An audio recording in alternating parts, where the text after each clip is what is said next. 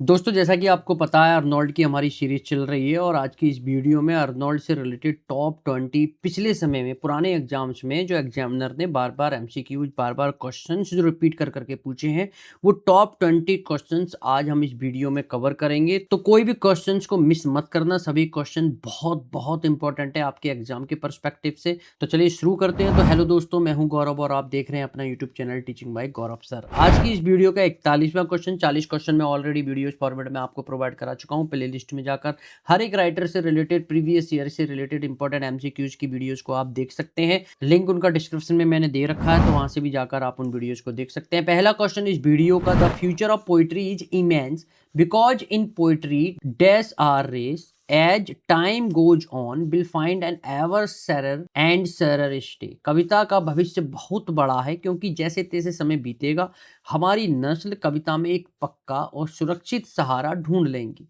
This claim for poetry is made in. कविता के भविष्य के बारे में दावा कहाँ किया गया है? यूजीसी नेट जून 2011 में एक क्वेश्चन आया है। ए अर्नोल्ड की द स्टडी ऑफ पोइट्री में, बी इलियट की ऑफ पोइट्री एंड पोइट्स में, सी शैली की अ डिफेंस ऑफ पोइट्री में, या डी सिडनी की एन एपोलॉजी फॉर पोइट्री में। चलिए देख लेते हैं करेक्ट आंसर क्या होगा।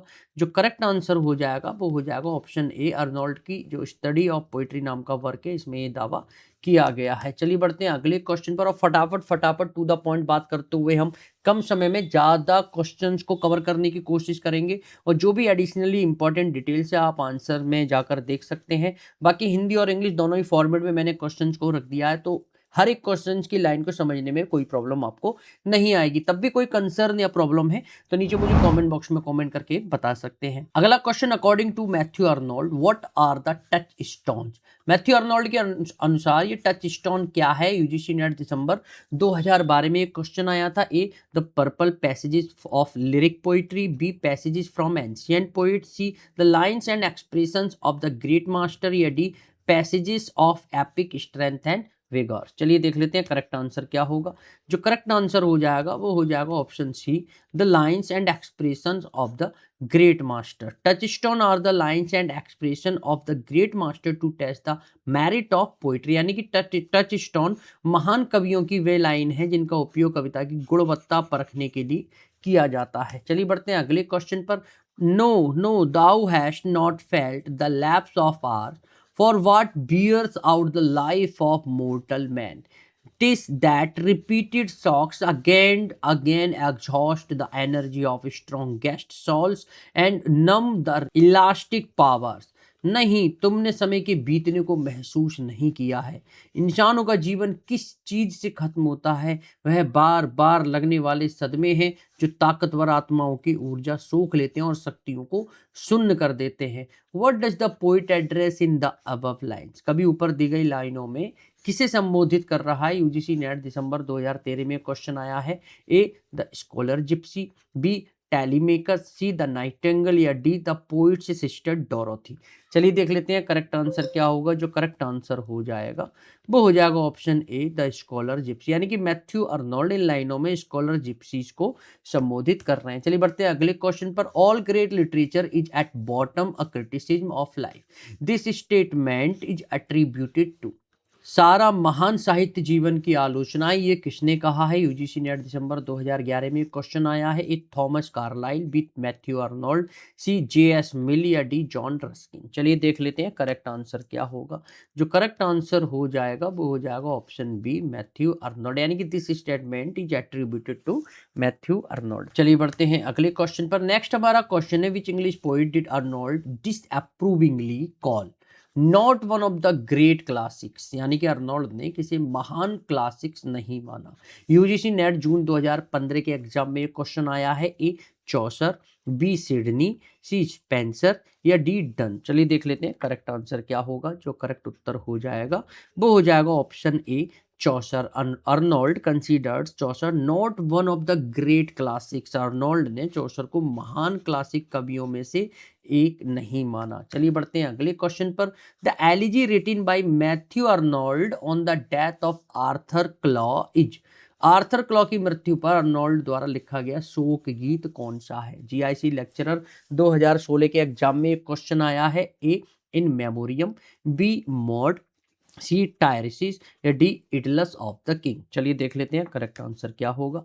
जो करेक्ट आंसर हो जाएगा वो हो जाएगा option C Thyrsis. Thyrsis was written by Matthew Arnold on the death of Arthur Hugh Clarke। Thyrsis Matthew Arnold द्वारा आर्थर ह्यू क्ला की मृत्यु पर लिखा गया था। चलिए बढ़ते हैं अगले क्वेश्चन पर। Poetry at bottom is a criticism of life was said by. कविता असल में जीवन की आलोचना है, ये किसने कहा था? जीआईसी लेक्चरर 2016 में क्वेश्चन आया है। A John Dryden, B Matthew Arnold, C doctor Johnson या वॉल्टर पैटर। चलिए देख लेते हैं करेक्ट आंसर क्या होगा। जो करेक्ट आंसर हो जाएगा वो हो जाएगा ऑप्शन बी मैथ्यू अर्नोल्ड। चलिए बढ़ते हैं अगले क्वेश्चन पर। Arnold was the first English critic to stress upon the necessity of. Arnold पहले इंग्लिश आलोचक थे जिन्होंने किसकी जरूरत पर जोर दिया? D triple S B PGT 2014 के एग्जाम में क्वेश्चन आया है। A dialectical criticism, B comparative criticism, C functional criticism या डी क्लासिकल क्रिटिसिज्म। चलिए देख लेते हैं करेक्ट आंसर क्या होगा। जो करेक्ट आंसर हो जाएगा वो हो जाएगा ऑप्शन बी कॉम्परेटिव क्रिटिसिज्म। यानी कि Arnold was the first English critic to stress upon the necessity of comparative criticism. चलिए बढ़ते हैं अगले क्वेश्चन पर। Which of the following poets wrote the poem entitled Dover Beach. Dover Beach नाम की जो कविता है वो किस कवि ने लिखी है? पीजीटी 2000 में एक क्वेश्चन आया है। ए अर्नोल्ड, बी टेनिसन, सी मिल्टन या डी वर्ड्सवर्थ। चलिए देख लेते हैं करेक्ट आंसर क्या होगा। जो करेक्ट आंसर हो जाएगा वो हो जाएगा ऑप्शन ए अर्नोल्ड। चलिए बढ़ते हैं अगले क्वेश्चन पर। In which category will you place Arnold as a critic. एक आलोचक के रूप में आप अर्नोल्ड को किस श्रेणी में रखेंगे?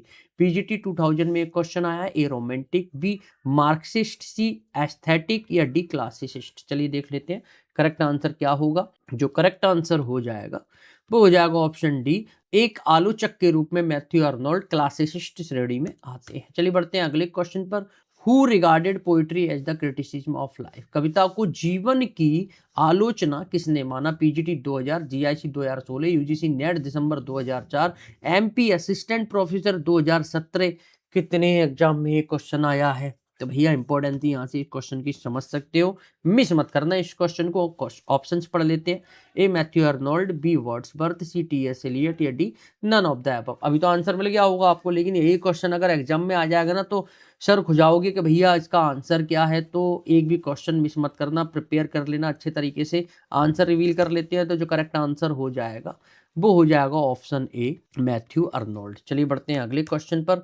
नेक्स्ट हमारा क्वेश्चन है। Matthew Arnold studied at dash university. Matthew Arnold ने किस यूनिवर्सिटी से पढ़ाई की थी? पीजीटी 2013 में एक क्वेश्चन आया है। ए कैम्ब्रिज, बी ऑक्सफोर्ड, सी लंदन या डी ग्लासगो। चलिए देख लेते हैं करेक्ट आंसर क्या होगा। जो करेक्ट आंसर हो जाएगा वो हो जाएगा ऑप्शन बी ऑक्सफोर्ड। 1841 में ऑक्सफोर्ड के बैलियोल कॉलेज में ये शामिल हुए थे। चलिए बढ़ते हैं अगले क्वेश्चन पर। नेक्स्ट हमारा क्वेश्चन है the best poems of Matthew Arnold are. Matthew Arnold की सबसे अच्छी कविताएं कौन सी हैं? पीजीटी 2013 में क्वेश्चन आया है। ए लिरिक्स हैं, बी ओड्स हैं, सी एलिजीज हैं या डी सोनेट्स हैं। चलिए देख लेते हैं करेक्ट आंसर क्या होगा। जो करेक्ट आंसर हो जाएगा वो हो जाएगा ऑप्शन सी। मैथ्यू अर्नोल्ड की सबसे अच्छी कविताएं शोक गीत, एलिजीज जिसे बोलते हैं वो है। चलिए बढ़ते हैं अगले क्वेश्चन पर। Matthew Arnold as a poet was most influenced by. एक कवि के रूप में अर्नोल्ड किससे सबसे ज्यादा प्रभावित थे? पीजीटी 2013 में एक क्वेश्चन आया है। ए वर्ड्सवर्थ, बी शैली, सी कीट्स या डी बायरन। चलिए देख लेते हैं करेक्ट आंसर क्या होगा। जो करेक्ट आंसर हो जाएगा वो हो जाएगा ऑप्शन ए विलियम वर्ड्सवर्थ। यानी कि एक कवि के रूप में मैथ्यू अर्नोल्ड विलियम वर्ड्सवर्थ से सबसे ज्यादा प्रभावित थे। चलिए बढ़ते हैं अगले क्वेश्चन पर। This strange disease of modern life with its sick hurry and divided aims. आधुनिक जीवन की है अजीब बीमारी जिसमें हर कोई बीमार जैसी जल्दी में है और जिसके उद्देश्य बटे हुए हैं। Matthew Arnold speaks of this malice in which of his poem. Arnold ने आधुनिक जीवन की समस्या के बारे में किस कविता में बात की? आरपीएससी पीजीटी 2016 में क्वेश्चन आया है। A the Scholar Gipsy, B Dover Beach, C Thyrsis या D Stanzas from the Grand Chartreuse. चलिए देख लेते हैं करेक्ट आंसर क्या होगा। जो करेक्ट आंसर हो जाएगा वो हो जाएगा option A, the Scholar Gypsy. Arnold ने द स्कॉलर जिप्सी नाम का ये जो वर्क है इसमें आधुनिक जीवन की इस परेशानी का जिक्र किया है। चलिए बढ़ते हैं अगले क्वेश्चन पर। Who termed Shelley as melopoeic. Shelley को मेलोपोइक किसने कहा था? पीजीटी 2002 में एक क्वेश्चन आया है। ए कीट्स ने, बी अर्नोल्ड ने, सी एलियट ने या डी जीबी शॉ ने। चलिए देख लेते हैं करेक्ट आंसर क्या होगा।